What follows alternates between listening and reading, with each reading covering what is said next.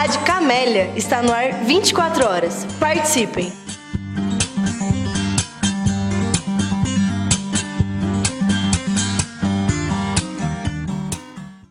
Vamos começar. Nós estamos aqui com 98 pessoas, já está um público ótimo, bom, com representação aqui de todo o estado.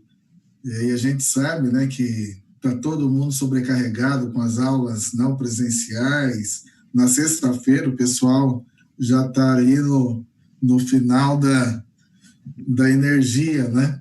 Mas que bom que a gente reuniu aí todo esse grupo para a gente fazer esse curso, né? Junto, o coletivo APP Independente, o Unesef. Serão 6 encontros, como o de hoje, e nós vamos ter bastante tempo aí para debater, enfim. E hoje nós já estamos começando com chave de ouro, né? Com a presença do professor Gaudêncio Frigoto, que desde já, em nome da coordenação do curso, nós queremos agradecer aqui a presença. Agradecer também todos os cursistas, tá um grupo bem seleto aqui, importante, bem representativo. Para darmos abertura oficial para o nosso curso, eu gostaria de passar primeiro a fala para o professor Pedro Eloy. O professor Pedro Eloy é o coordenador da área de formação do nosso coletivo de educadores e educadores, né, e educadoras. Nós temos realizado aí outros projetos de formação na área da saúde, o Ciclo Paulo Freire, né? O Ciclo Paulo Freire já reuniu mais de 1.500 educadores no Paraná, né, que participaram, que leram a obra de Paulo Freire. E depois, já na sequência, o professor Geraldo, que é coordenador do Unesef, da Universidade Federal, que também está conosco desde o início, nesses projetos de formação, enfim. Então, passar a palavra para os dois. O mais cordial boa noite a todas e a todos. A saudação especial para o amigo Gaudêncio, de longos trabalhos, especialmente ao longo dos anos 90, e desde já também agradecer a disponibilidade da participação desse nosso trabalho. A saudação aos colegas do coletivo de formação e, de maneira toda especial, para todos vocês a quem esse trabalho é dirigido, os participantes desse trabalho. E, desta vez, como o professor Paixão já ressaltou, não é um trabalho de massa, mas um pequeno grupo para atentando exatamente para a necessidade de formação de lideranças, de dirigentes sindicais preparados para o enfrentamento. Então, é uma enorme satisfação, motivo de verdadeiro orgulho até, em poder representar aqui o núcleo, o coletivo de formação da APP Independente, que junto com o Unesef, da Universidade Federal do Paraná, então estão promovendo esse trabalho. A vida, muitas vezes, nos prepara ou nos oferece situações inusitadas que mesmo... E no sentido de estarmos realmente preparados para esses enfrentamentos, é que estamos, então, promovendo esse trabalho. E esse preparo, primeiramente, ele implica numa leitura de realidade. E como a realidade concreta dos fatos nem sempre se apresenta como ela é, devido a mistificações, a deturpações, e ultimamente até pelas mentiras grotescas, os fake news, não se trata mais meramente de uma questão ideológica, mas de mentiras abertas, deslavadas. Precisamos do estudo para a formação, para desvendar exatamente essa realidade. E Marx já nos alertava: se a aparência fosse igual à essência, não haveria a necessidade da ciência. Mas como não é, a gente precisa, então, desvendá-la, e desvendá-la, então, é a tarefa de estudo para a qual estamos nos propondo. E fazer isso de forma coletiva, de forma compartilhada, parece que isso ainda se torna mais agradável, mais gostoso e mais prazeroso. E ainda uma palavra sobre formação. A língua alemã usa para isso um termo muito bonito, a palavra Bildung, que vem de Bild, um quadro, um retrato, uma obra de arte. Então, a formação é exatamente trabalhar a nós mesmos para fazer de nós mesmos uma obra de arte. E aí o pincel, o estilete, os instrumentos para fazermos esse quadro, essa escultura, é o estudo ao qual estamos nos propondo. E que resultados esperamos desse nosso trabalho? O melhor preparo para a luta por mais direitos e condições, por mais direitos e condições dignas de trabalho, em favor de uma escola pública cada vez mais de melhor qualidade. E também para que, pela formação, tenhamos um sindicato melhor preparado para enfrentar os enormes desafios desses tempos obscuros que estamos passando, cuja realidade a gente pretende aí cada vez mais desvendar. E lembrando que a palavra sindicato tem um significado todo especial. Ele é formado da junção de sim, que significa juntos, e de que significa justiça. Então, o sindicato, com esse seu significado de juntos por justiça. Em suma, que juntos estejamos altivos, sem sombras de subserviência, melhor preparados para brigar, para lutar por justiça. E uma palavrinha a mais para o Frigoto, o teu primeiro texto, assim como temos também a certeza da tua fala, ele caiu para nós como que sob encomenda. E a nossa volta a saudar a todos os participantes desse nosso trabalho, que hoje estamos começando, então, um bom trabalho para todos nós. Muito obrigado. Eu também quero desejar aí as boas-vindas, né, a todos e a todas, e assim temos a grata e grande satisfação hoje, né, de ter o Frigoto conosco.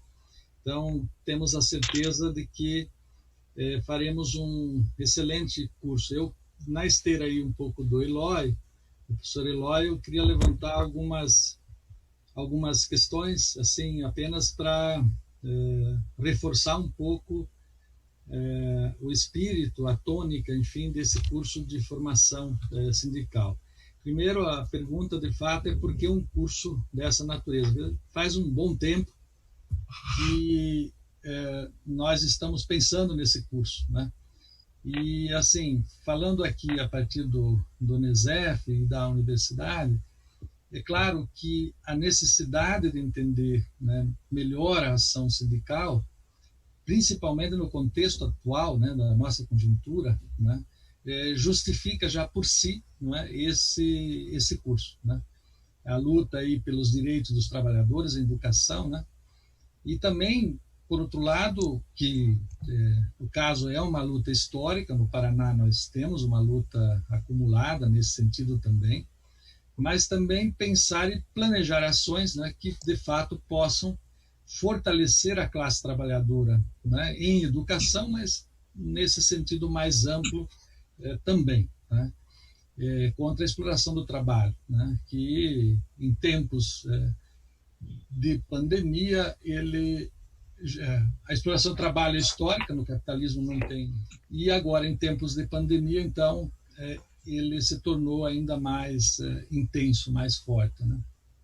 Também porque pensar nesse curso, uma questão também decorrente, vem aí da necessidade, de fato, de aprofundar uma concepção de prática sindical, né? Quando o Pedro Eloy coloca essa necessidade, é uma necessidade histórica, né?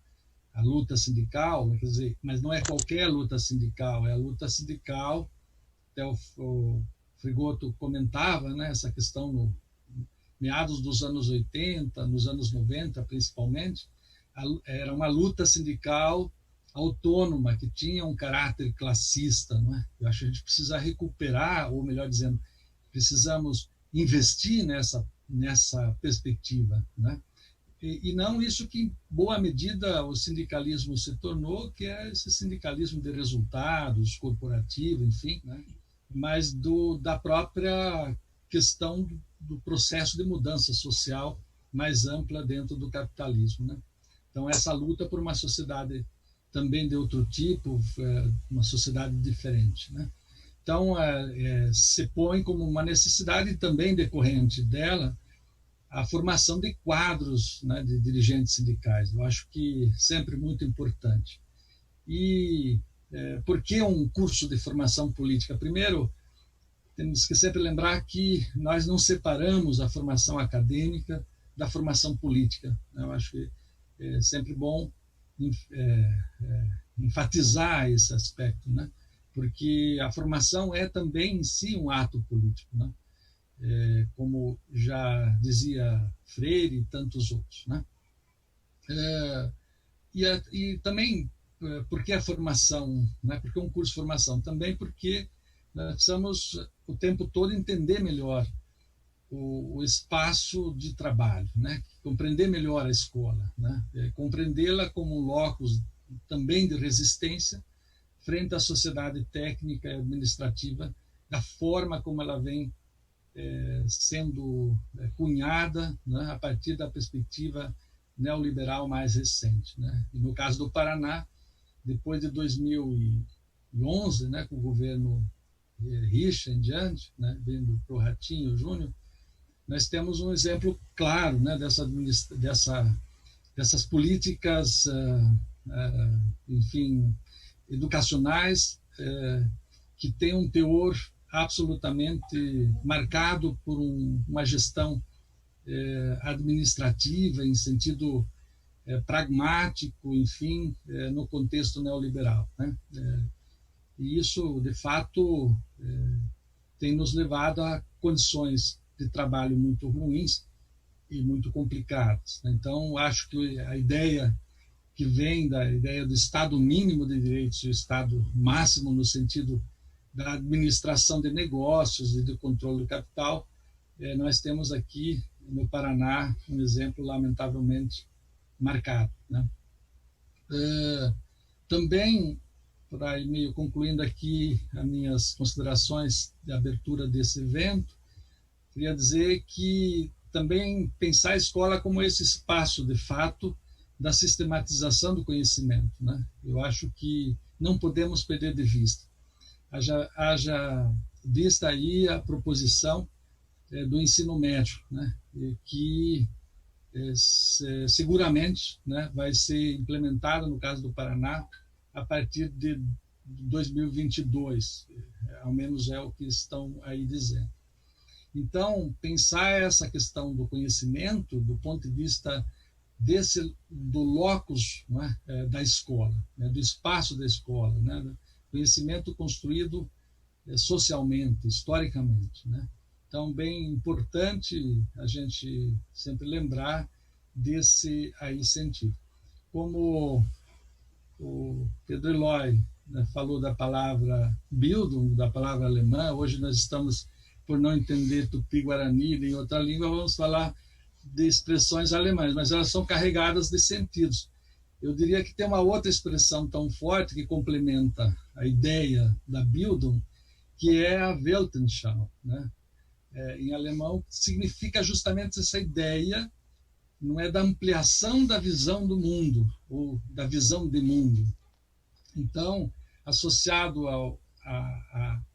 à densidade do conhecimento, né, da compreensão da cultura, em vista de uma visão de mundo, né, no sentido da compreensão, né, do mundo, porque, em última instância, cabe-nos, nós como professores, como professoras principalmente, ter um posicionamento frente à situação, né, da sociedade, né, dessa sociedade de classes, e, evidentemente, temos que nos posicionar, né, evidentemente, até porque o conhecimento não é neutro, né, ele carece de interpretação, né? Então, sob esse sentido, queria reforçar aí o convite ao estudo, né, porque esse é um convite, a leitura dos textos, também dos vídeos, e dizer, por último, que bem importante que se nós pudéssemos transformar isso numa espécie de comunidade virtual aqui também, né, de formação. Então, ouvi a professora falando de um outro vídeo agora há pouco. Eu diria que todos os bons vídeos, né, todos os bons textos relacionados ao tema central desse curso, eu sugiro que vocês socializem, né, repassem para o professor Luiz Paixão, ou para mim, ou para quem queira, para que a gente possa socializá-los aqui no grupo. Tá? Então, tenhamos aí um excelente curso e, mais uma vez, as boas-vindas ao Frigoto. Iniciando esse curso através do encontro de hoje, né? Modelos de sociedade em disputa, né? A questão social e a educação. Os cursistas foram orientados a ler um texto, né, anterior do professor Frigoto, um texto publicado na revista Retrato da Escola, da CNTE, um belo texto, e todos que fizeram a leitura ficaram impressionados como ele é um texto muito atual, né? Para nós, já foi dito aqui, é uma honra, né, estar aqui com o professor. O professor já esteve aqui no Paraná por diversas vezes, trabalhou tanto no sindicato, tanto quando nós tínhamos aqui o governo Requião, que tinha um processo mais intenso de formação continuada, sempre está junto nas atividades também da CNTE, enfim. O professor Gaudêncio Frigoto é professor associado da Universidade do Estado do Rio de Janeiro, a UERJ, professor titular aposentado da Universidade Federal Fluminense, tem sido homenageado aí por diversas universidades e associações, e para nós uma grande referência nacional em defesa da democracia da escola. Tem vários livros e artigos publicados, livros e artigos que são referência para os estudos das políticas educacionais no Brasil, na América Latina. Nos últimos anos, tem 2 livros do professor que eu gostaria de destacar aqui, A Disputa da Educação Democrática em Sociedade Antidemocrática, Escola Democrática, Antídoto à Escola Sem Partido, em 2018, e A Escola Sem Partido, Esfinge que Ameaça a Educação e a Sociedade Brasileira, 2017, que abordam um tema aí que realmente preocupa e ameaça toda a liberdade de ensinar os educadores e educadoras. O professor tem recebido vários prêmios de reconhecimento de sua atuação acadêmica, da sua militância social, e destaca-se o prêmio dos 30 anos do MST, né, que o professor Gaudêncio Frigoto recebeu em 2015, em reconhecimento dessa militância, da militância social que o professor tem, além da militância e da atividade acadêmica. Boa noite, professor. É uma satisfação estar com você. Então, o professor vai fazer uma exposição e, na sequência, nós vamos abrir para questionamento, considerações do pessoal. Boa noite a todas e a todos. Um abraço comemorativo do nosso dia de ontem, a despeito do contexto que o Pedro Eloy e o Geraldo já sinalizaram. O atual ministro nos deu uma pérola para comemorar, né? De que ser professor é quase um atestado que temos de não poder escolher outra profissão. Aí temos a visão do que esses senhores têm da gente. Agradeço à equipe organizadora desse curso do sindicato e junto com o núcleo de filosofia, de estudo de filosofia do Geraldo. E é um prazer, sem dúvida, estar junto, porque é a forma da gente avançar. Eu acho que curso de formação devia ser permanente, né? E permanente dentro da perspectiva que vocês colocam aqui, né? De que precisamos entender que a educação e a prática educacional, ela é constituída e constituinte da sociedade. E como tal, portanto, temos que pensar juntos, né? O texto que vocês têm lido, na verdade, é fruto de um debate com os próprios sindicatos, né? E eu optei pelo seguinte: como vocês leram o texto, eu talvez vou mostrar aqui a base sobre a qual ele se constitui dentro do tema que vocês me colocaram, né? E vou tratar de 3 pontos. Vou tentar ser bastante sucinto para ter tempo de dialogar. Um primeiro ponto, eu diria que é de caráter mais ontológico, epistemológico e histórico, né? Para pensar exatamente os fundamentos da nossa sociedade e na sua particularidade num ponto 2. Então, ponto 2, a nossa particularidade como sociedade capitalista, de um capitalismo tardio e de uma burguesia específica, né, que nunca foi uma burguesia que defendeu a constituição de uma nação. Isso explica muito a situação do desprezo ao professor e explica muito também a questão da dívida educacional que nós temos até hoje. E o terceiro aspecto é o tempo presente, ou a conjuntura presente, né? O Eloy lembrava aqui o Marx na sua ideia inicial, e dizia que o Marx nos dizia se a realidade fosse evidente, não precisava estudá-la, né?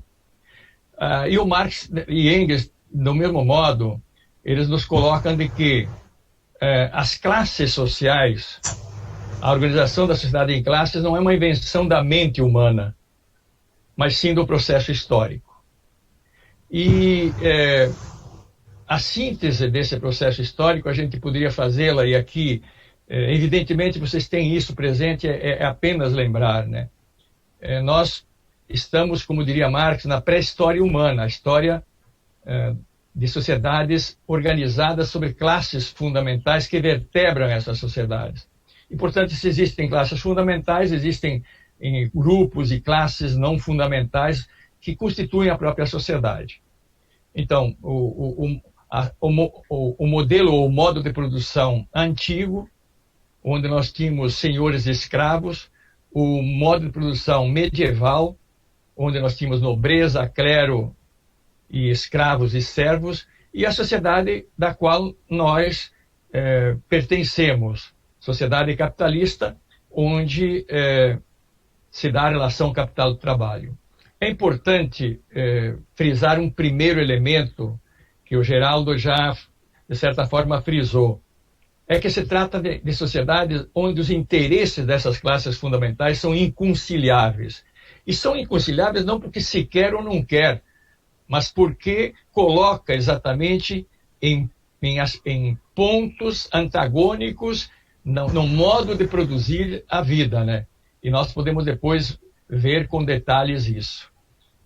E cada modo de produção, esse também é um aspecto importante, cada modo de produção se vertebra sobre 3 dimensões orgânicas. Uma dimensão que é a dimensão material, ou a base da estrutura que tem que ver com a produção do que nós somos como seres da natureza. O comer, o beber, ter um teto, vestir-se, etc. Isso, esses clássicos chamam da estrutura econômica social.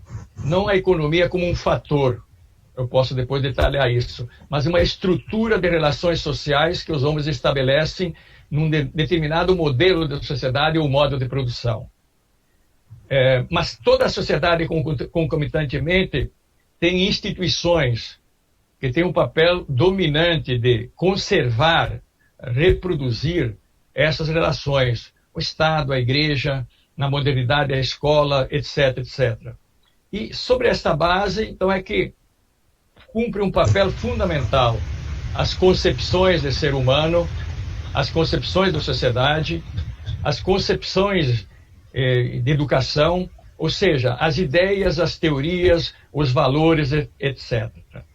Duas observações, né, para fixar qual é a especificidade da nossa sociedade e como isto, quem convive, já que estamos trabalhando com lideranças, né, quem convive o dia a dia com o professorado de um modo geral, mas não só, quem convive com as famílias, as nossas famílias.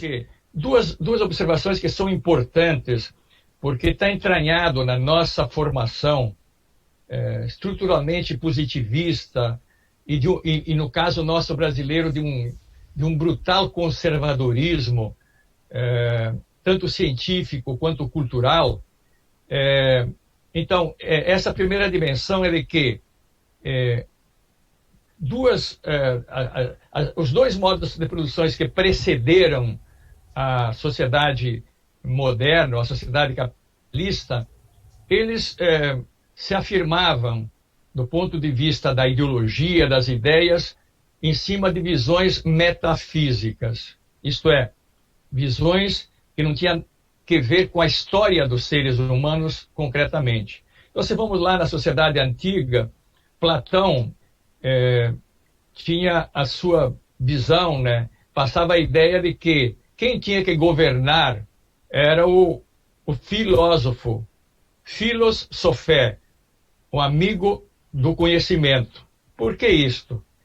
Porque os deuses, numa visão panteísta, os deuses não se dignavam dar ordens aos escravos, ou seja, então, uma justificativa sempre de um ente ou de entes externos ao fazer humano, às relações sociais.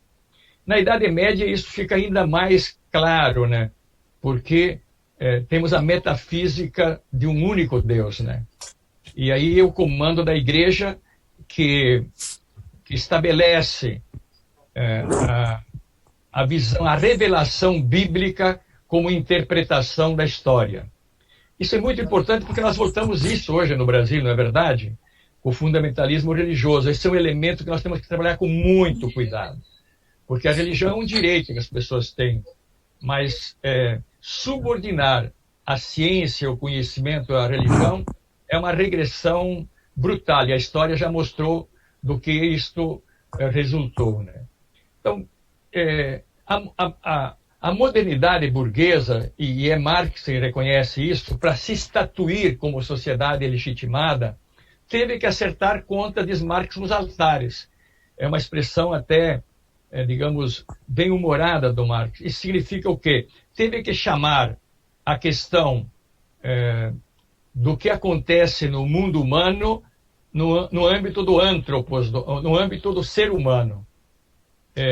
E por isso que, no início, a Revolução Burguesa é uma revolução civilizatória. Em que sentido? Porque para ela se estatuir, ela teve que lutar contra o Estado absolutista, de que o rei tinha o poder de vida e morte sobre os seus súditos. E colocou aí, digamos, a ideia da democracia, que nós denominamos a democracia burguesa, né?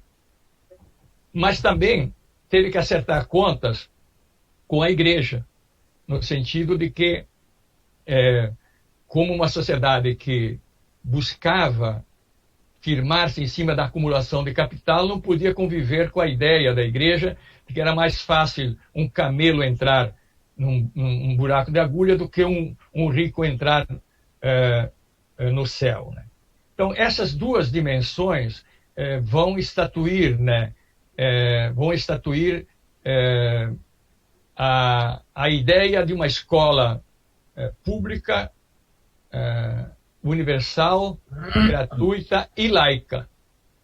A burguesia não podia prometer uma escola unitária, isto é, uma escola direito igual de todos. E isso a história vai demonstrando como a escola sempre foi dual, e hoje, aqui no Brasil é um exemplo extremo, né? Nós temos, dentro da dualidade, diferenciações. E uma delas agora vocês estão ali me colocando, que é uma diferenciação de escolas militares dentro da escola pública. Então, é um processo de fragmentação brutal. A segunda observação é importante, eu acho que esse é talvez o ponto mais central para nós, do ponto de vista epistemológico, de como entender a questão social e o ser social dentro dela, dentro da questão social, e a questão social é a questão das classes sociais, como diz muito bem o José Paulo Neto, a questão social é a questão das classes sociais, das frações de classe, e como dentro delas se situa o ser social, e, portanto, os condicionamentos, tanto de nós, professores, como educadores, quanto dos jovens, das crianças que frequentam o chão da escola. Karel Kuzik traz duas sínteses que eu julgo centrais, né? Que para entender a sociedade, aliás, antes disso, né, quem faz essa síntese, e eu recomendo vocês entrarem no Google, entrar aí, eu dou para os meus alunos do 5º ano de pedagogia, primeiro dia de aula. Eu entrem ali no curso de Introdução à Economia Política e Educação. Entrem no Google e peguem lá, discurso do Engels no dia do enterro do Marx. E o Engels faz um discurso muito curto e diz o seguinte: a humanidade vai sentir falta desse senhor. Ele teve muitos adversários, nenhum inimigo. Aí eu já começo a desconfiar do Engels, ele teve inimigos. Digo, Engels, não exageremos tanto, né?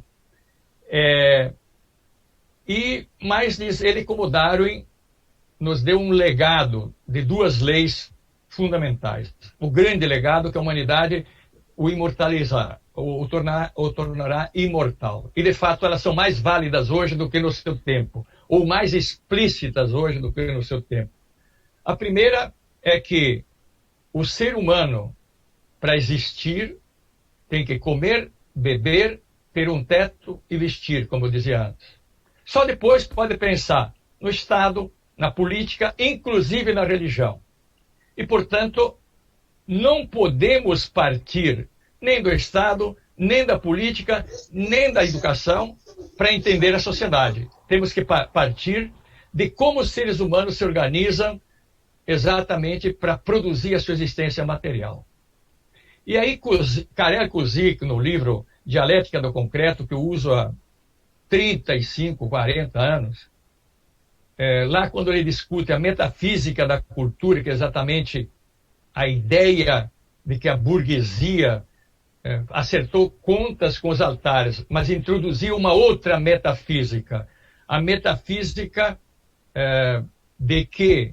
da natureza humana, a metafísica de que o ser humano, e aí toda a discussão, não é, Geraldo, aí dos filósofos fundadores do pensamento liberal, o Hume, Hobbes, Adam Smith, etc., se contrapondo a Hobbes, né? Essa ideia que nós temos uma natureza humana e todos temos uma mesma natureza humana que tende ao bom, ao útil, ao agradável.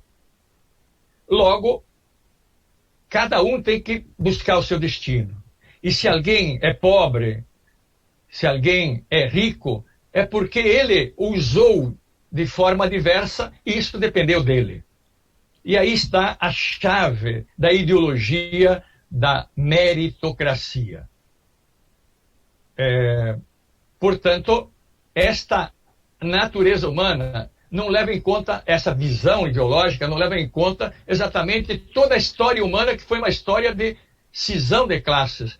E cisão de classes é poder assimétrico, forma brutalmente diversa de produzir o comer, o beber e ter um teto. Então ali o Kuzik dá duas dicas que me parecem muito importantes.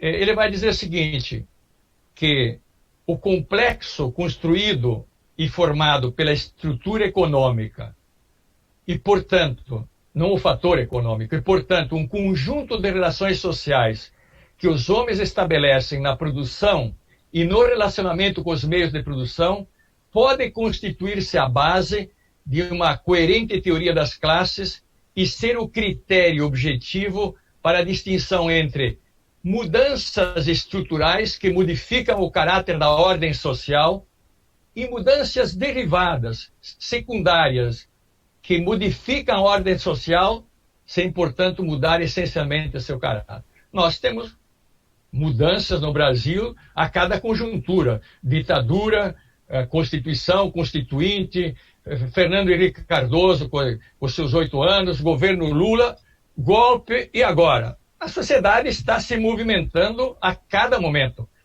Nós temos que ter, neste indicador, ela está mudando para que direção? Não é verdade? E o Geraldo estava chamando a atenção aqui exatamente da regressividade que nós estamos vivendo hoje. Daí, disto deriva a compreensão de que, como nos produzimos e reproduzimos objetiva e subjetivamente na sociedade, constituem o que é fundamental no ser social. E aí o Kuzik vai dizer o seguinte: na produção e na reprodução de nós mesmos, ou de si mesmos, os seres humanos produzem os bens materiais, mundo materialmente sensível, cujo fundamento é o trabalho. Daí que o trabalho é o princípio formativo da socialização, tanto da domesticação capitalista, quanto da perspectiva de uma sociedade sem dominação. Ou seja, de uma perspectiva de uma sociedade sem classes, uma sociedade socialista, a cada um com a sua possibilidade e a cada um de acordo com a sua necessidade. Mas o trabalho vai estar sempre presente. O grande problema hoje é que nós estamos chegando a um momento em que a sociedade já não pode oferecer trabalho explorado para a maioria. Ou trabalho explorado com direitos para a maioria. Vou dar um dado lá à frente, mas vou trazê-lo, né? O IBGE deu hoje, ou ontem, o dado de que nós temos 14 milhões de desempregados. Portanto, quase 5 populações do Uruguai. 4 populações do Uruguai. E temos 51% da força de trabalho ativa na informalidade. A informalidade é que pega do crime ao tráfico de órgãos, ao trabalho de rua, etc, etc. Então, o ser social primeiro tem que decidir isso. Sobre essa base, aliás, mas também toda a sociedade cria instituições e complexos das condições sociais. Como disse antes, o Estado, a Igreja, a máfia, as milícias, enfim. E sobre esta base, as ideias, as concepções, as emoções, as qualidades humanas e até os sentidos humanos. Eu acho que uma das passagens mais lindas do humanismo de Marx é quando ele fala exatamente da educação dos sentidos, a educação do ouvido, a educação do paladar, enfim, o ser humano que se constrói humano, porque ele não nasce humano, né? Então a síntese é que o indivíduo, sem o sujeito, sem os produtos materiais, fica privado de sentido. Sem o sujeito, os produtos sociais não têm sentido. Se a gente não estivesse nessa sala aqui, debatendo, nada disso que está ali em frente de vocês, aqui eu estou no meu pequeno escritório, nada disso tem sentido, porque não tem sujeito que dê sentido. Mas também, nós, sem os pressupostos materiais do comer, beber, ter um teto e, portanto, poder viver, a vida é uma miragem. Então, olha que bela síntese que Kuzik faz. A essência do ser humano é a unidade da objetividade e da subjetividade. E aí, para concluir esse ponto, duas pequenas questões, ou 2 pequenos aspectos, né, que me parecem importantes, né? É de que, quando Marx diz, não é a religião que faz o ser humano, é um determinado ser humano que faz a religião. E aí onde existe um pobre ou empobrecido ser humano, sem possibilidade de ter acesso à cultura, sem ter possibilidade de ter desenvolvido a sua humanidade, existe uma pobre religião. Mas uma vez que o ser humano tem a religião, ela faz o ser humano. É muito interessante, olhando agora aqui no Rio de Janeiro, a intenção de votos, né? É muito interessante como o peso de determinadas denominações religiosas, essas sobretudo os que mercantejaram Deus, que vendem Deus como uma mercadoria em nome da água, do sabonete, em nome da fortuna de meia dúzia de vendilhões dos templos, como elas estão absolutamente encurraladas num candidato pastor. Então, eu dizia que nós sindicalistas temos que estudar muito esse fenômeno. Eu lá, há anos atrás, fiz um curso, não é bom dizer, Pedro, Eloy, nem Geraldo, mas no mínimo 40 anos atrás, fiz um curso de antropologia das religiões. Foi fantástico entender a religião como um produto social. Assim como eu sou botafoguense internacional, eu nasci católico apostólico romano, não tinha como nascer.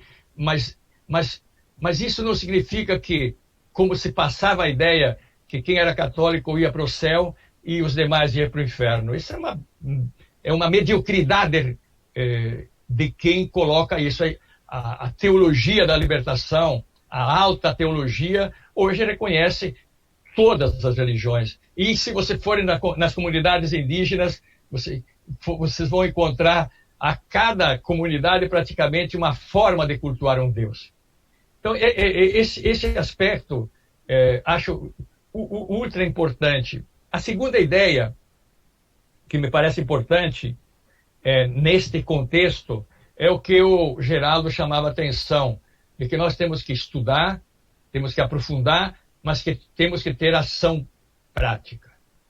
E aí, lá no texto, a Sagrada Família já, o Marx e o Engels colocavam que as ideias em si nada mudam. Ainda que a teoria, quando, usando a expressão do Eloy, vai para além daquilo que parece normal, né? Daquilo que vemos na superfície, ela se torna força material e força revolucionária. Mas Marx diz, a teoria só tem efeito quando os seres, homens e mulheres, a colocarem em prática.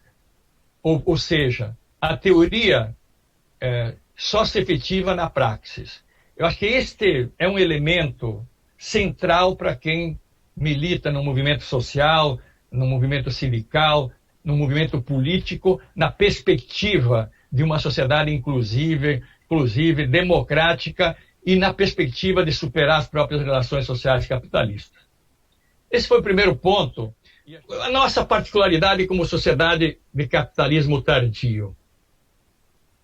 O capitalismo, do ponto de vista estrutural, desta simetria do poder de classe, ele é universal. Ou seja, lá no manifesto o próprio Marx mostra que já o capitalismo tinha tomado todas as rédeas, digamos, do ponto de vista de ser a sociedade dominante. E as ideias dominantes eram dos grupos dominantes. O Brasil tem N particularidades. E a primeira delas é que é uma sociedade tardia. Existe aí um texto sobre capitalismo tardio, no sentido que nós entramos tardiamente no modo de produção capitalista, e um outro sentido de capitalismo tardio dado por Frederick Jameson é que, de certa forma, hoje o capitalismo não teria mais sentido de existir. Uma sociedade, primeiramente, tardia porque nós ficamos 400 anos quase, 380, com o regime de escravidão. Colonizados e depois uma sociedade escravista. Uma escravidão moderna onde o escravo ele é um meio de produção e uma mercadoria que se vende como boi. O número de escravos era... avaliava empréstimo no banco. Então, se vendia escravos como se vendiam bois, enfim, animais. Eu daria duas referências aqui para não me alongar. Eu gosto muito do livro do Alfredo Bose, Dialética da Colonização, para entender exatamente a cultura colonizadora. E existem vários livros sobre escravidão. Gorender trabalhou isso muito bem, mas tem um livro de um professor, historiador gaúcho, Joemir Machado da Silva, que publicou agora, 2018, creio, um livro muito interessante, que é Raízes do Conservadorismo do Brasil, a escravidão pela imprensa.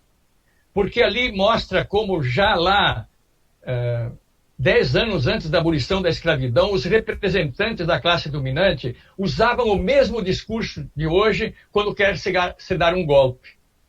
Deus, pátria, família e o comunismo.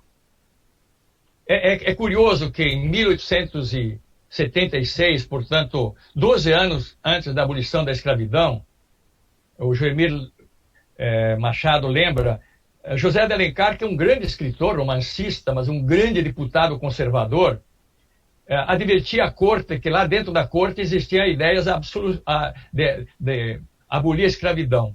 E ele dizia o seguinte, olha, vocês vão ser varridos como ciscos pelo ideário comunista. E esse ideário vai corroer as bases da sociedade, que são a liberdade e a propriedade. Mas em nenhum momento colocava a igualdade. Até nisto nós somos uma vanguarda do atraso, né? E ele conclui o livro dizendo que 1888 ainda ronda sobre nós. E, de fato, nós temos que nos convencer, o sindicalismo tem que penetrar mais nesta questão, que é a questão do racismo no Brasil. Mata-se em grandes centros jovens, sobretudo negros. A mulher negra tem menos direito que a mulher branca. O homem negro menos que... Enfim, nós temos que entrar nesse debate. Nós não podemos, como sindicalistas, humanistas, anticlassistas, não aprofundar esse tema do racismo no Brasil. Mas do ponto de vista, digamos, da sociedade já... na República, né? Eu acho que existe um conjunto de autores que, para mim, são os que me ajudam a pensar o Brasil, entre outros. Mas Caio Prado Júnior, Celso Furtado, Francisco de Florestan Fernandes, Francisco de Oliveira, Carlos Nesso Coutinho, etc. Eu vou apenas pontuar numa frase daquilo que eu acho que é fundamental nesses autores que, para mim, foram tipo luzes que foram me deram a possibilidade de entender como nós somos uma sociedade das mais brutais do capitalismo mundial. O Caio Prado dizia que nós, na nossa origem, temos 3 problemas estruturantes na classe dominante. A cópia, portanto, você compra a tecnologia, mas não produz a tecnologia. A dívida externa, isto é, a classe dominante pega o dinheiro, ou a dívida interna hoje, para os seus negócios e quem paga é o povo. E a assimetria descomunal, isto é, a desigualdade entre o que ganha o capital no Brasil e o que se paga para o trabalho. Celso Furtado, ele vai configurar isto como uma sociedade subdesenvolvida, e o subdesenvolvimento não como uma etapa do desenvolvimento, mas como uma forma específica de desenvolver. E Florestan Fernandes, um belo livro, 2 livros que eu recomendaria, entre a Revolução Burguesa e a Sociedade de Classe na América Latina, mas tem a questão do negro que ele analisou muito bem, mas sobre esse aspecto, ele vai mostrar que nós nunca tivemos uma burguesia nacional. Até do ponto de vista político, aquilo que o Partido Comunista pensava classicamente, vendo as revoluções as burguesias de outros países, é que a luta contra o imperialismo nós devíamos fazê-las com aliança com a burguesia nacional e depois acertar contas com a burguesia nacional. Florestan vai entender e vai nos mostrar que nós nunca tivemos uma burguesia nacional. Ele vai dizer que nós tivemos uma minoria prepotente junto a uma maioria desvalida. E, portanto, não há conciliação com essa burguesia. Esse é um dado, digamos, teórico e analítico importante do ponto de vista da luta sindical, me parece. E, portanto, foi construindo aqui uma sociedade de desenvolvimento desigual e combinado, ou seja, concentração de riqueza abismal e concentração de miséria. Vejam vocês, e uma vez mais o Geraldo lembrava do drama agora com a pandemia. Vou, na conclusão, mencionar um pouco isso. Ao longo da pandemia, portanto, de um ano, 8 famílias alçaram no Brasil a bilionários. São 238 famílias no Brasil que têm de 1 bilhão a 120 bilhões de acúmulo de riqueza. E, portanto, um escândalo na medida que está a fome, que cresceu brutalmente nos últimos 5 anos. E eu diria que desse ponto de vista, digamos, mais analítico, Francisco de Oliveira, no livro A Crítica da Razão Dualista, e depois o Ornitorrinco, traz a síntese disso, desse pensamento. Aliás, ele foi uma espécie de leitor atento de todos esses autores que eu citei ali. E o Chico se esmerou, eu diria, naquilo que é o pensamento dialético e a análise dialética da sociedade brasileira. E o Chico vai dizer que diferente do que se apregoa, né, que o atraso do Brasil, aliás, Florestan já colocava isso, se deve a pessoas pouco educadas, muita gente no informal, pessoas com valores religiosos, e, portanto, o Brasil não desenvolve por causa da Índia, aí na metáfora de Edmar Bhatia, a Belíndia. O Brasil seria uma composição de Índia e Bélgica. A Bélgica rica, educada, trabalho com valor agregado, e a Índia, trabalho informal, pobreza, pouca escolaridade. E eles vão culpar a pobreza como o fato de nós não desenvolvermos. Florestan e Chico de Oliveira invertem exatamente que só pode existir esta sociedade onde a pobreza é condição dessa concentração de renda. E aí, no Ornitorrinco, ele vai dizer que nós somos uma sociedade em que se produz a miséria e este sistema se alimenta dela. Ou seja, um monstrengo como é um ornitorrinco.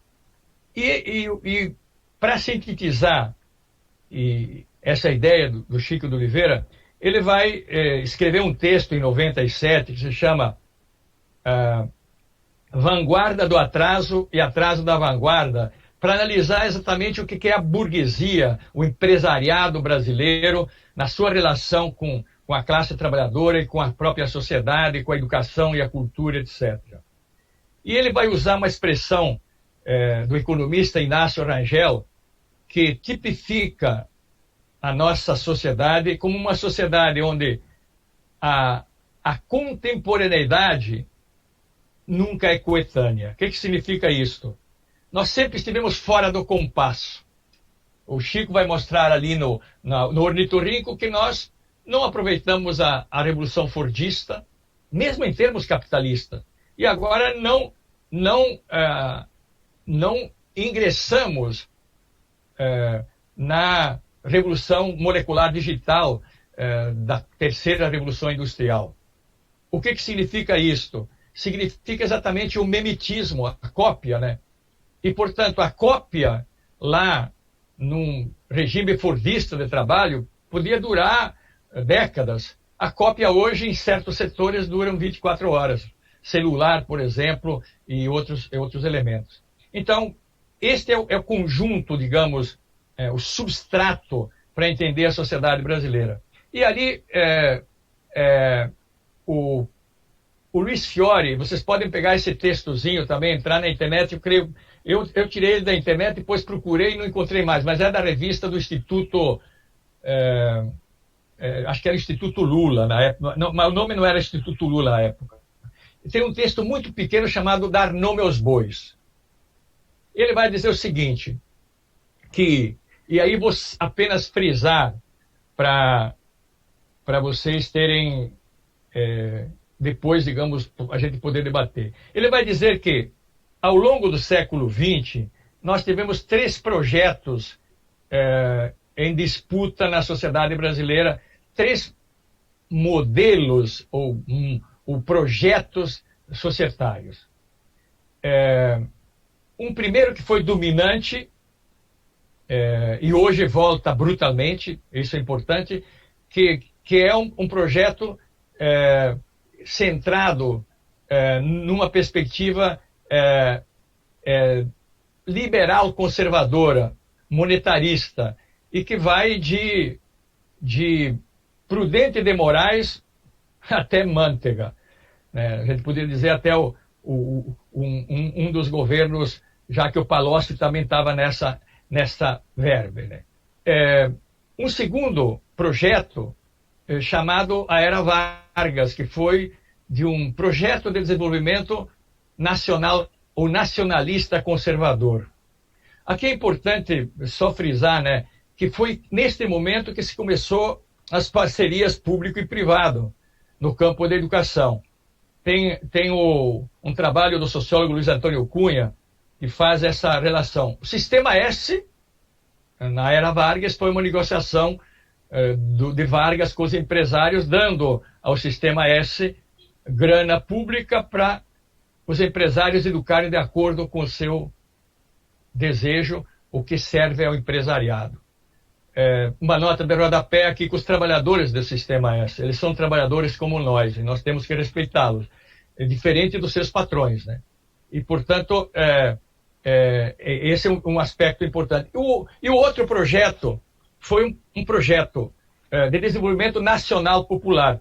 E o Fiore diz o seguinte, ele nunca praticamente foi poder, mas foi muito importante no debate político e ideológico. O momento em que ele vigorou foi o momento em que João Goulart foi presidente da República e Celso Furtado, ministro do Planejamento. Mas exatamente porque ali estava um projeto de reformas de base, ali estava um projeto de educação universal, alfabetização, campanha de pé no chão também se aprende a ler, pedagogia do oprimido, enfim, que veio depois, né? Mas toda essa construção veio um golpe empresarial militar que durou 21 anos. Ora, poderíamos, de forma muito sintética, para agora chegar ao presente, né? Porque uma conjuntura não se mede pelas datas, se mede pelos fatos. E eu acho que o presente que nos é problema crucial é o presente do golpe de 2016 e o desfecho de um governo de caráter proto-fascista ou de extrema-direita proto-fascista. E Bobbio diz, extrema-direita não percamos tempo. O cientista social e político Norberto Bobbio é um liberal social importante de ser lido. Ele diz, no livro Esquerda e Direita, esquerda, centro-esquerda, extrema-esquerda. direita, centro-direita, extrema-direita. Extrema-direita, 2 pontos, igual a governos fascistas. Então, nós poderíamos dizer, e aqui, para debater, né, fiz aqui hoje, enquanto preparava durante o dia essa minha aula, ou essa minha fala, eu diria o seguinte, que os governos populares, do PT e da coligação, das coligações, foram uma espécie de partes do governo Vargas com as ideias de um projeto nacional popular. Por quê? Porque aí havia força de todos os tipos dentro do governo, né? Do ponto de vista da base social que eu fazia. Evidentemente que não houve reformas de base.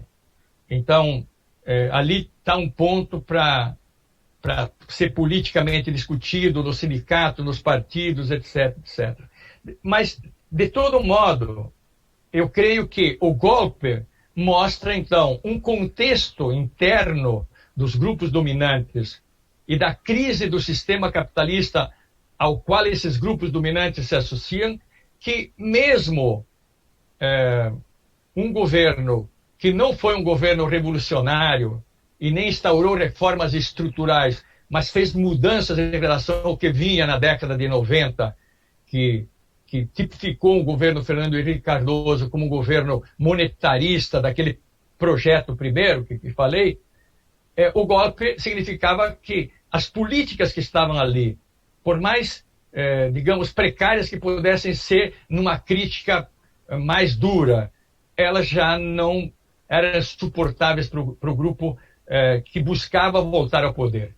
E eu acho interessante, e aí é para debater, que para mim os golpistas, os intelectuais do golpe, é o grupo de economistas da era Cardoso, que pensavam, né, que rapidamente a barriga de aluguel de um Temer pudesse fazer as contrarreformas que não fizeram na década de 90, e é importante aquilo que a gente discutia antes de entrar aqui na sala para diretamente, né?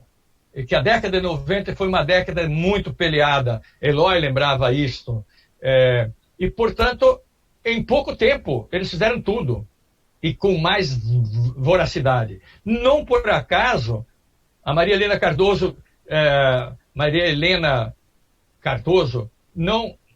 que era a grande executiva de Paulo Renato durante os 8 anos, foi ela a secretária e a ministra de fato do governo Temer. E fez o que fez aí na educação, que a gente pode discutir o retrocesso no ensino médio, enfim, em todos os campos. Mas o que aconteceu? Acabaram entregando o governo a um bloco de poder, como dizia, de extrema-direita.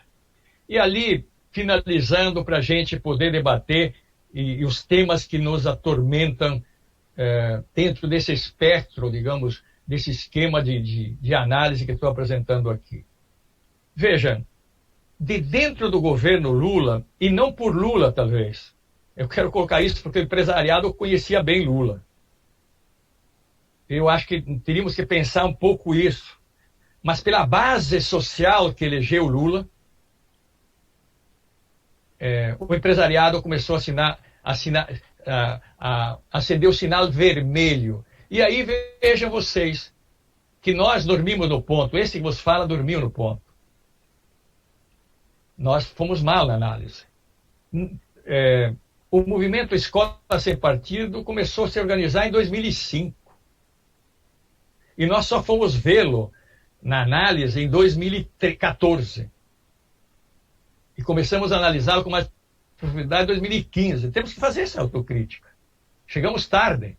O Todos para a Educação, a gente tinha uma discussão indireta contra o privatismo, sim. Mas o Todo para a Educação se organizou 14 grupos empresários e 18 institutos privados dentro do Estado, dentro do Conselho Federal, dentro do Judiciário, dentro do governo, no PDE do Brasil, etc. E foram tomando por dentro o Estado.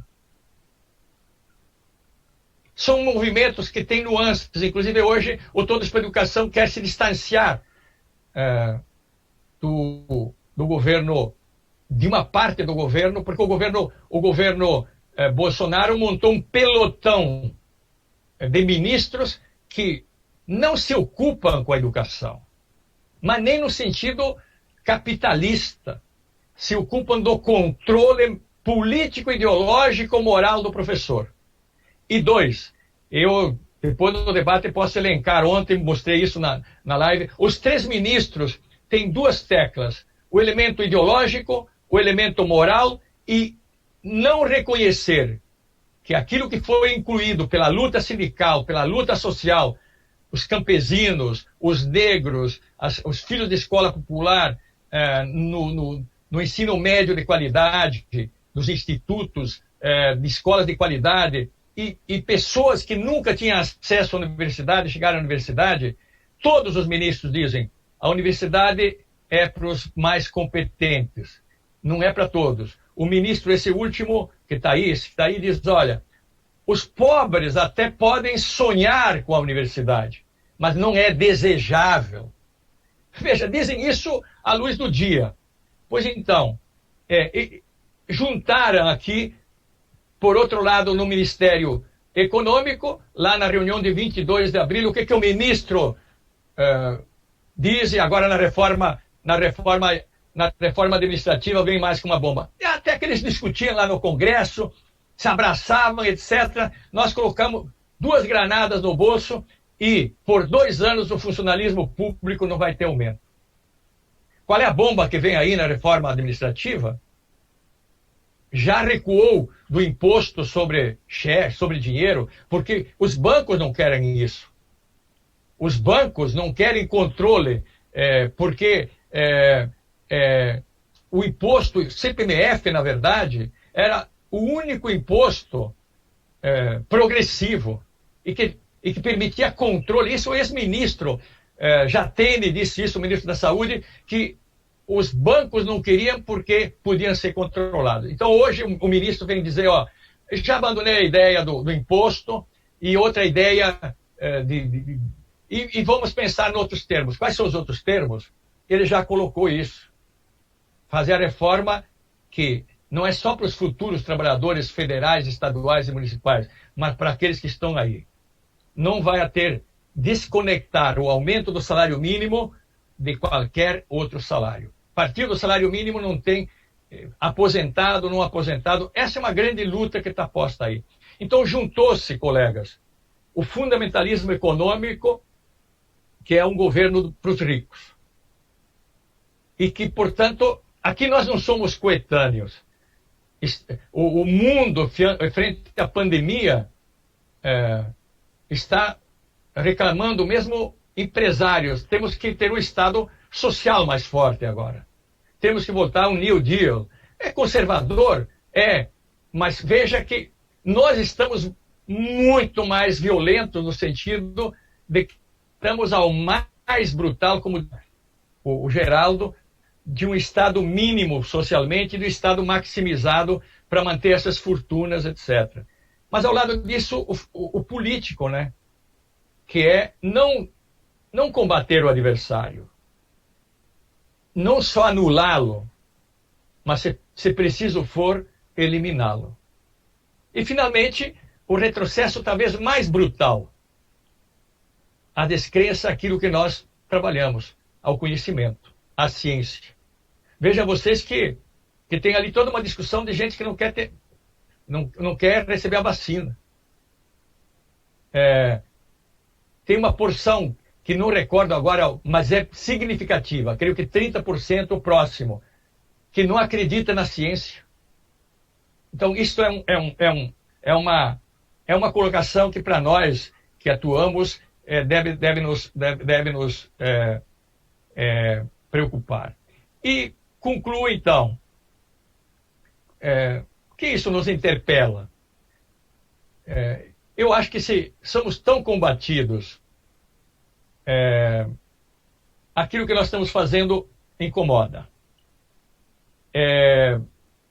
E eu diria que o Florestan Fernandes, que foi o cara mais atento, porque ele tinha a síntese da análise da sociedade brasileira,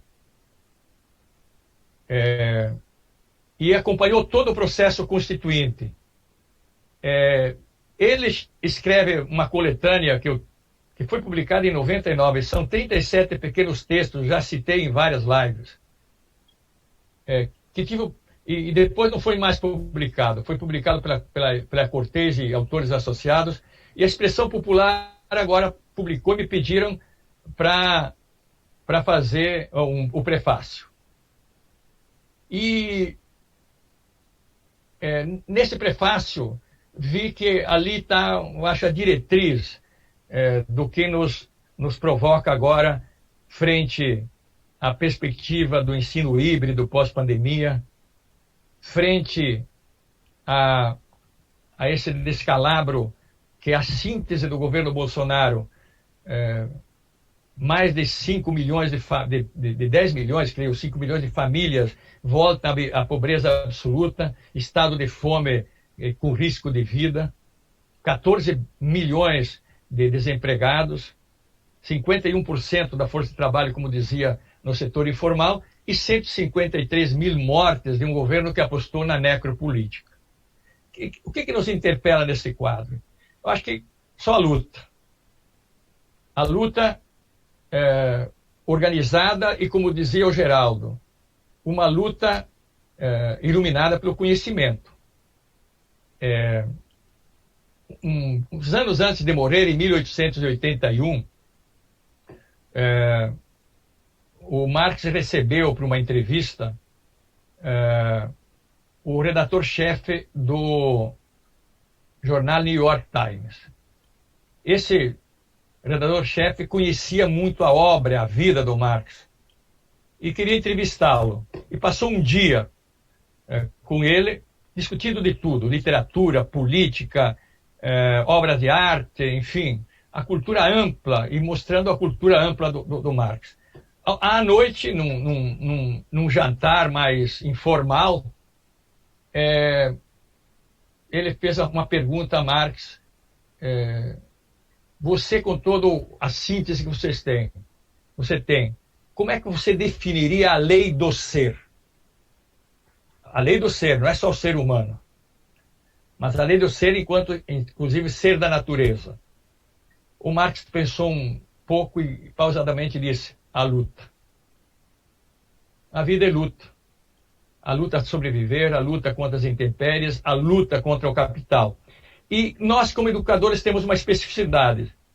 E veja, o Florestan vai chamar a atenção de que, definitivamente, não dá para pensar na mudança da sociedade juntando uma minoria prepotente anti-nação, anti-ciência, anti-conhecimento, anti-educação pública com a maioria desvalida. O nosso papel, diz ele, é estar junto ao povo para que ele adquira, quanto antes, o conhecimento para fazer a revolução necessária. Ou seja, o sujeito da mudança é o trabalhador. E ele vai dizer que é o trabalhador produtivo. E, portanto, ali um outro link, que foi dito aqui muito bem pelo Geraldo. Nós temos que ter um link com os movimentos sociais, com a classe trabalhadora, com os pais dos nossos alunos, que a maioria absoluta são filhos de trabalhadores assalariados ou subempregados, desempregados. Veja o que ele diz no livro O Dilema da Educação, que é esse livro que me referi, Expressão Popular de 2020 agora. São textos muito curtinhos, acho que é uma boa referência para o núcleo que está estudando.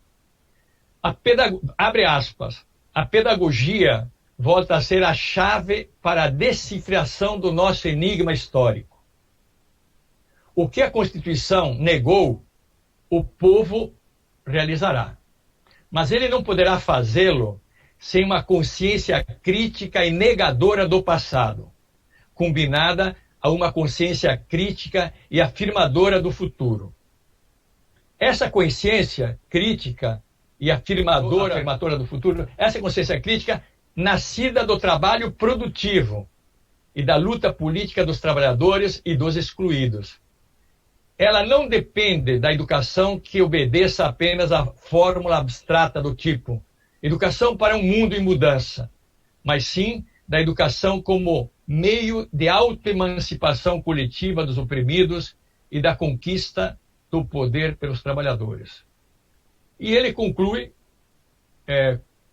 um outro texto que ele chama a transformação do concreto. Aqui, na verdade, no sentido, a transformação além do aparente, né?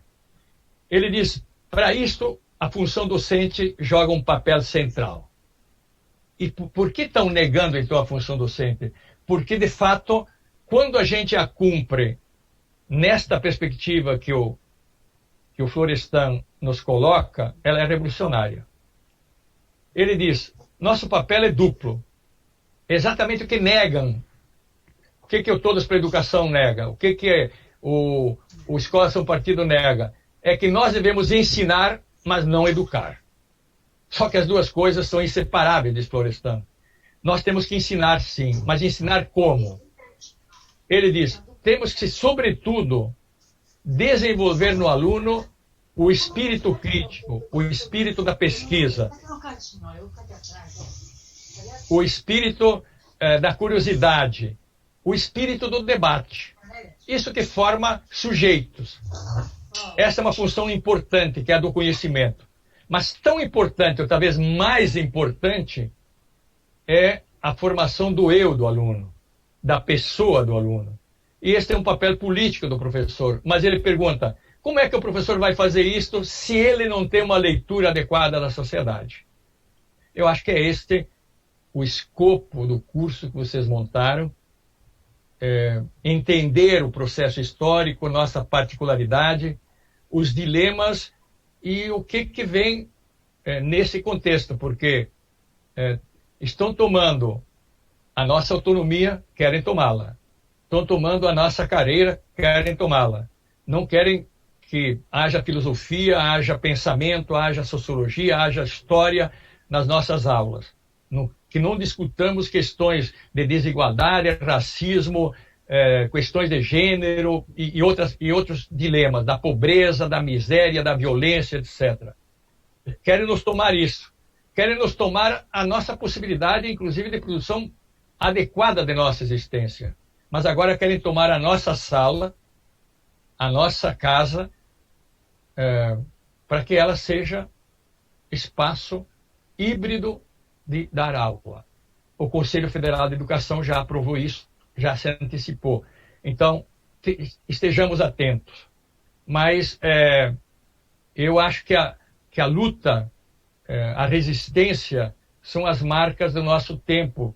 E é o que precisamos fazê-la com qualidade. E aqui eu acho que nós não temos que temer a divergência. O campo da esquerda não é ruim que tenha divergência. Nós temos que ter grandeza na divergência de chegar a pontos que vemos que concordamos e podemos seguir juntos. E outros que não vamos seguir juntos, mas que a história depois vai dirimindo. Então, acho que este é o contexto. E o curso, acho que tem esta proposta e espero que este esquema, digamos, é o esquema, de certa forma, de como eu reflito um pouco a própria minha prática. Rádio Camélia está no ar 24 horas. Participem!